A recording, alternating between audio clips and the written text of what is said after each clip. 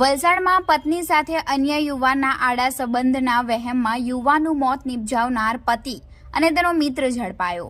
વલસાડમાં પત્ની સાથે અન્ય યુવાનના આડા સંબંધના વહેમમાં પતિ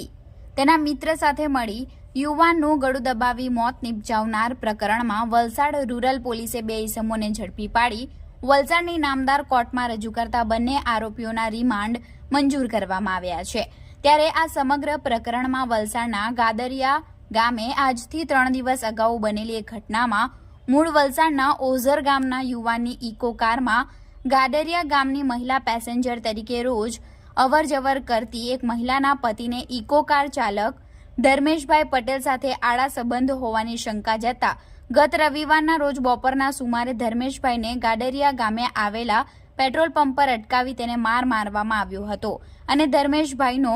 પત્નીને ફોન કરી જણાવ્યું કે તમારો પતિ બીજી સ્ત્રી સાથે પકડાયો છે, જેથી તમે ગાદરિયા પેટ્રોલ પંપ પર આવો અને કહો કે કબૂલ કરે, નહીં તો તારા પતિને મારી નાખીશું। આટલી વાત મરણ જનાર ધર્મેશભાઈની પત્ની જીજ્ઞાબેનને કર્યા બાદ ફોન કટ કરી દીધો હતો અને ધર્મેશભાઈને સારવાર માટે વલસાડની સિવિલ હોસ્પિટલમાં ફરજ પરના તબીબે મૃત જાહેર કરતા ધર્મેશભાઈની પત્નીએ પોસ્ટમોર્ટમ કરવાની માંગ કરી હતી, જેમાં સાબિત થઈ ગયું હતું કે ધર્મેશભાઈને ગળું દબાવીને મોત નિપજાવ્યું છે। જેમાં પોલીસ તપાસમાં ગાદરિયા ગામના જેકી પટેલ અને તેનો મિત્ર સંકેત પટેલ રહે રોણવેલ વલસાડના હોવાનું બહાર આવ્યું હતું। ત્યારે પોલીસે બંનેની ધરપકડ કરી તેમને નામદાર કોર્ટમાં હાજર કરી રિમાન્ડ મેળવ્યા છે અને આગળ પોલીસે તપાસ હાથ ધરી છે।